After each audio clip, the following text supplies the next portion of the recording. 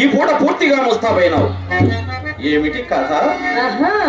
కొత్త బేరం ఒకటి తగిలితేను ముస్తాబై కూర్చున్నాను, తెలిసిందా? వచ్చినదా కోపము? ఎంత ముక్కు పట్టని ముత్యం అవి. అవునులేండి, ఎవరి మాటలు వారికి ఇంపుగానే ఉండను. ఈ పూట ఎవరో తప్పక పైకమిచ్చదరని నమ్మకంగా చెప్పిపోయినారు. కావున ఎటులైనా మా అమ్మనోరు కట్టవచ్చును కదా అని మహా సంతోషంతో ముస్తాబై కూర్చున్నందుకు కలిగిన ఫలితమే. అయినా అది ఏ పాపమో గాని మీ మగవారు మా ఆడువారిని అసలు నమ్మరే నమ్మలేదు చేత. ఏ చండాలుడు నేను నమ్మని వాడు నిర్మూలమైపోవు. ఏదో హాస్యమున కన్న మాట కాంత అనుకోలేదు. హాస్యమును కూడా హద్దు పద్దు ఉండనక్కర్లేదా? గొడవమండి హాస్యమా చెప్పండి. పోనీ పొరపాటే. వాడు ఎందులోకి వచ్చాడు? మధ్యలో ఈ వాడెవరండి? వాడు ఎందులోకి వచ్చాడు? వాడే ఎవరని? ఆ పూల రంగుడు ఎందులోకి వచ్చాడు?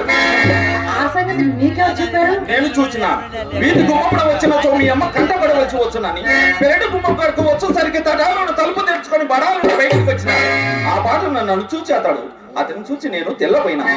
అంతటా అనుమానం కలగకున్నట్లు కోడెగంలాడుచు కొంత దూరం వెంట వెళ్ళినా. ఎలాగో కోడిగమలాడుచు కొంత దూరం వెంట వెళ్ళి సాగనంపి వచ్చారుగా, మరి ఎందులకే తెంచితని పూలరంగడు గారు అని మీరే అడగలేకపోయారా? అడిగినా. ఏం చెప్పాడు? మేళం కావలసి వచ్చినానని చెప్పినాడు. మరి చెప్పినాడు కదా, మీ సందేహం ఏమిటి? చెప్పినా కోపగించుకున్నావు కదా. భలే వారే, నాకెందుకండి కోపం? అయినా నాయంది ఏదైనా దోషం ఉండను కదా. శభాస్, అది మాట. ఇదిగో చెప్పేదను. మేళం కావలసి వచ్చిన వాడు విచ్చలు విడిగా వీధి గుమ్మమున పోగా బెదరుచు పెరటి దాన పోడు ఎలా అప్పుడే మొహం వచ్చినని కోపం. మరి అట్లయినా ఆ సంగతి కూడా ఆయన్నే నిలబెట్టి మరి మీరే అడగలేకపోయారా? అడిగేవాడిని. అంతలో బాల్యమిత్రుడు ఒకపడి బహుకాల సమావేశం వలన పరమాతరం చేత కుశల ప్రశ్నలు వేయించిపోయింది.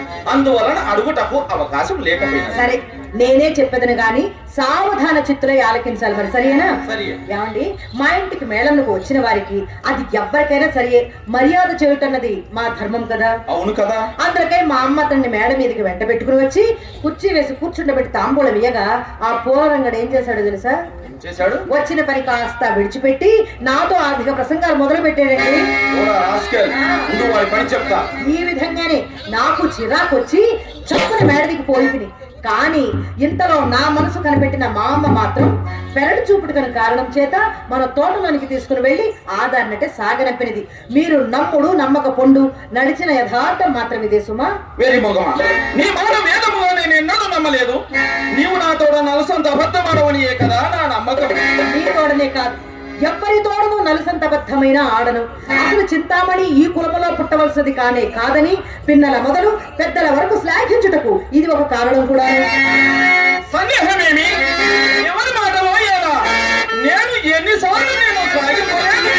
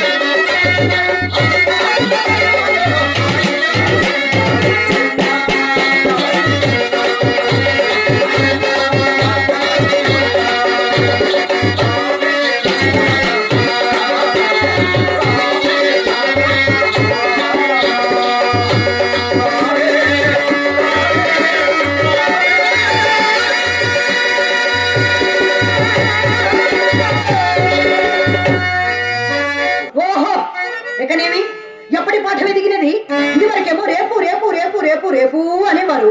మరి ఇప్పుడు ఆ రేపులకు మరి తోపులు కూడా తగిలించారు, సరిపెట్టారు. బాగానే ఉందండి మీ వరస. కాదు కాదు, నా మాట కడవరకు విని అప్పుడు నీకు తోచినట్లను ఇదిగో అదిగో నీ తిప్పిన తుంటని ఈ పూట తొంట చేసి అవును. మరి అంతటి తమరేమైనా ఊరకుందరా? మరి ఒక తుంటని ఆశ్రయించరు, ఆ తుంటని మరికొద్ది రేపులు గడిపి ఆవుల తారకు తొంటి చేయి చూపును ఈ తొంటి చేతులని తెచ్చి తమరు మా ఇంటికి తోరణం కూర్చుదురు. అంతేనా? చెల్లమని మాట శాంతముగా వినకయ్యే మండిపడిన నేనేమి బదులు చెప్పగలను? చిరాకుమాని చిరాకుమాని చివరాడు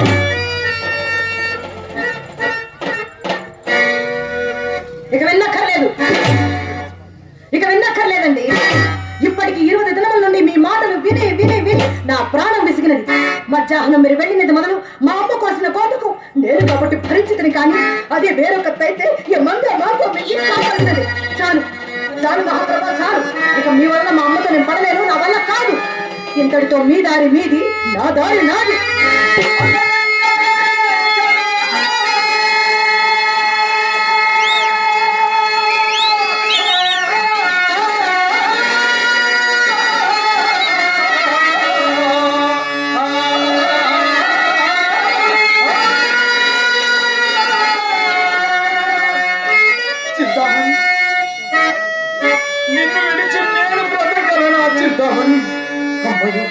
అట్లయినా నిన్ను విడిచి నేను జీవించగలను చిత్తం.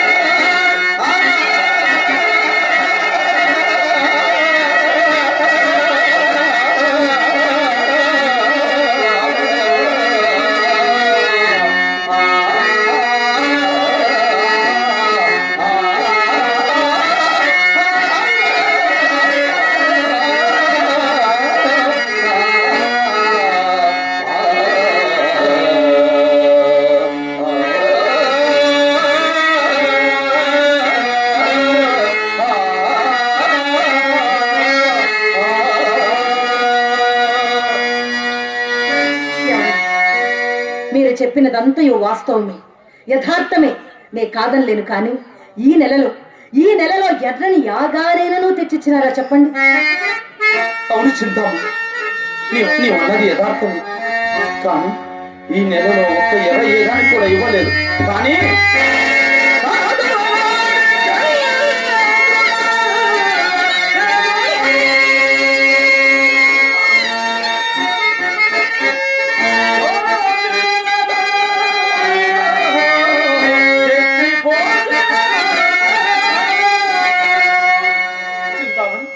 ఎక్కడికి వెళ్ళి నన్ను అక్కడే నేను చుక్కెదురకున్నప్పుడు నేను మాత్రం ఏం చేయగలను చింతామణి? నాకు ఉన్నంతలో నేను నీకు ఏమైనా ఉపేక్ష చేసింది నా చింత.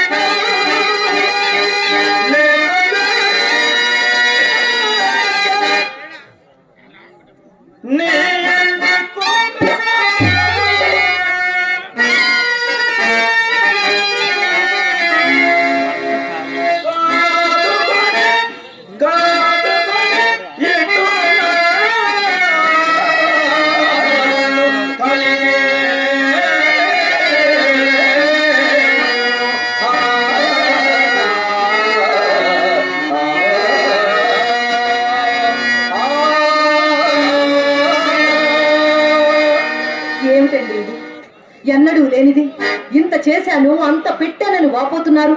నేను మాత్రం మీకేమి నోటు చేసినాను? ఒక్క మాట చెప్పండి చాలు. తనకు కలిగినదెల్లో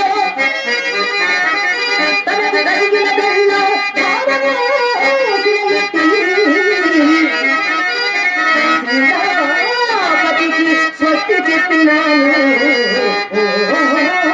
నీకోసం కాదా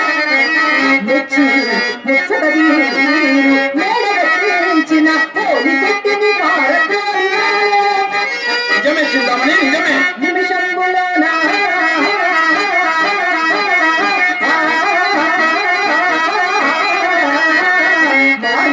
రాసి ఇచ్చిన ఆదిరిటిని సాగనంపిన కోరినా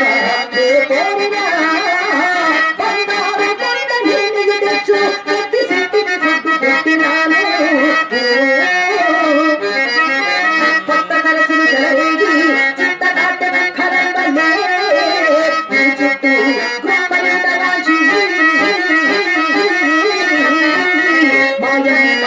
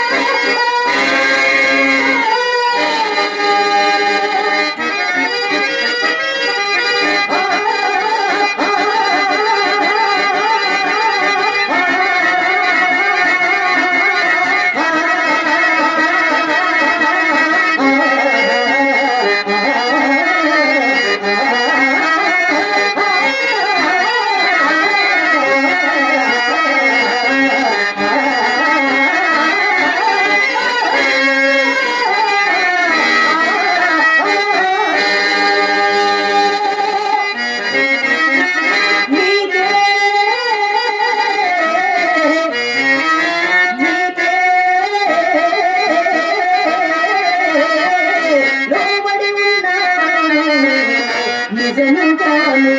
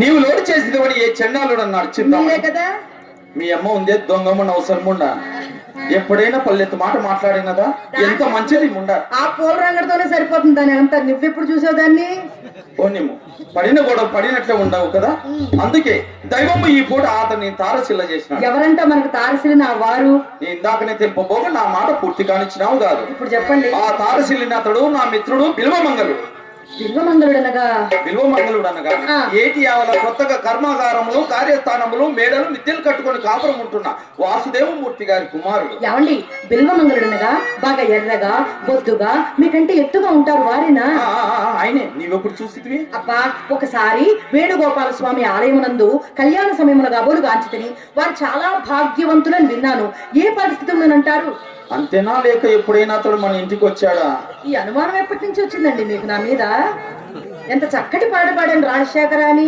నమ్మాలి మీరు సుమారు 40 లక్షల వరకు ఉండవచ్చునని నా నమ్మకం ప్రకృతం విను ఆ బిల్వమంగళుడు నేను సహాయం ఆ దినములలో అతడే నేను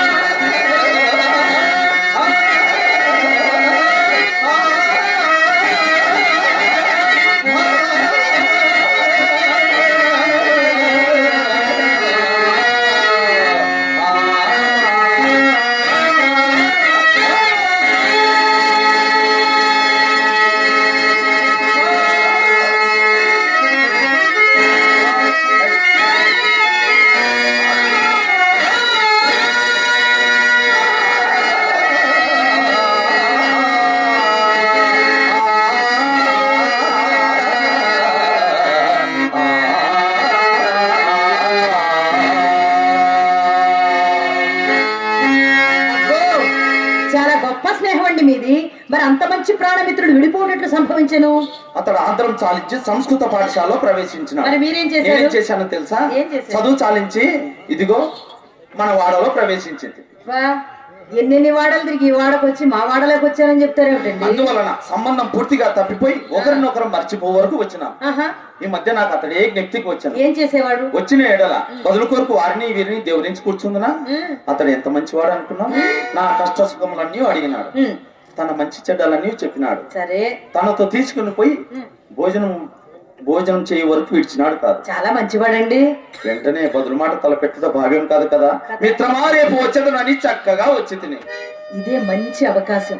ఎలాగో రేపు వచ్చేదని అక్కడ చెప్పే వచ్చారు కావున ఈతని వినియోగించి ఆతన్ని ఇచ్చడికి రప్పించవాలని. ఏమిటి ఉపాయం? ఏమండి, నా మనసులో ఒక చిన్ని కోరిక ఉంటారా? విన్నవించుకోనా చిన్ని కోరిక, విన్నవించుకోనా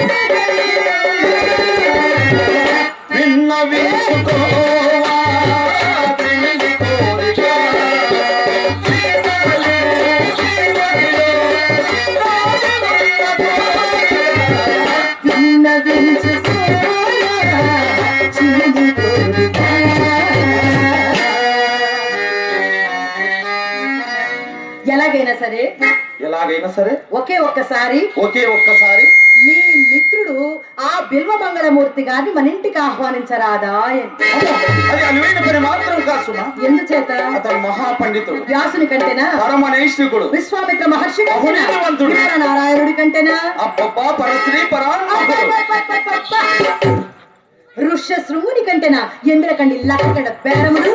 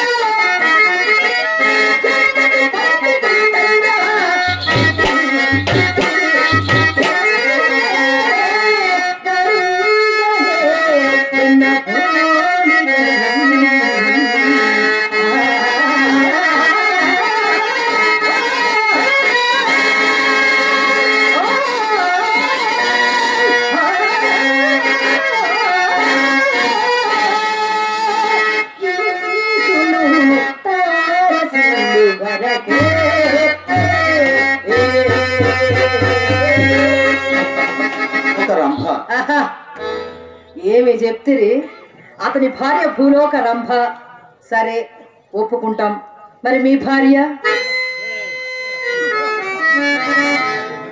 అసలు ఎప్పుడు చూశాడు పాపం ఎప్పుడు నన్ను చూడటానికే సరిపోయింది అయ్యో ఈరోజు ఆదివారం ఈ రోజున ఇంటికి వెళ్ళంటే ఏనాడైనా వెళ్ళాడటండి ఎప్పుడూ దీపం చుట్టూ పురుగులాగా మా ఇంటి చుట్టూ తిరగడమే ఆవిడ్ని ఎప్పుడైనా చూస్తే కదా అందచందాలు గుణగణాలు తెలిసేది అయినా మీ ఒక్కళ్ళ సంగతి ఏముందిలేండి ఇంటి వద్ద సర్వాంగ సుందరమైన తమ తమ భార్యల్ని విడిచిపెట్టి పరాయిల పొందు కోసం శనివారిలో ఎవరి భార్య చక్కనిది కాదో చెప్పని నాకు అయినా ఒకరి భార్య సంగతి మనకేలా ముందు తమరి భార్య సంగతి చెప్పరాదు తమరి భార్య ప్రాణముల్ కలిగినట్టి పసిడి ప్రాణముల్ కలిగినట్టి పసిడి అవయవములు కలిగిన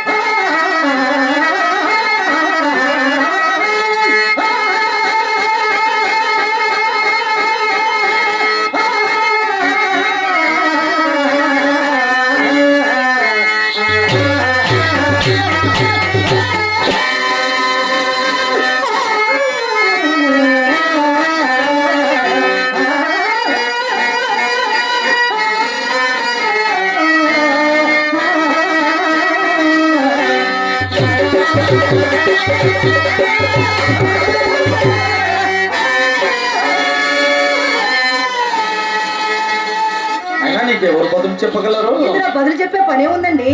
ఎలాగైనా సరే ఒకే ఒక్కసారి మీ మిత్రుడు ఆ బిల్వ మంగళమూర్తి గారిని మన ఇంటికి ఆహ్వానించు భారము మీది, ఆమె అతను ఆకర్షించు భారము నాది. అతని దనుకున్న 40 లక్షలలో సగము మీది, సగము నాది. నీదేమిటి నాదేమిటి? నా సర్వస్వము నీకే. సరే, ఈ ఆనంద సమయంలో మరి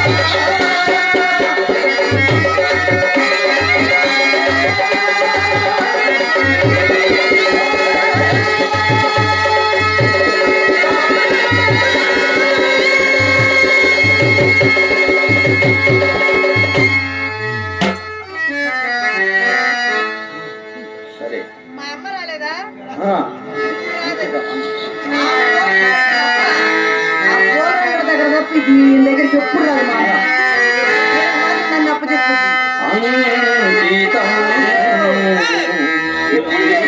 అంకితం నీకే అంకితం అంకితం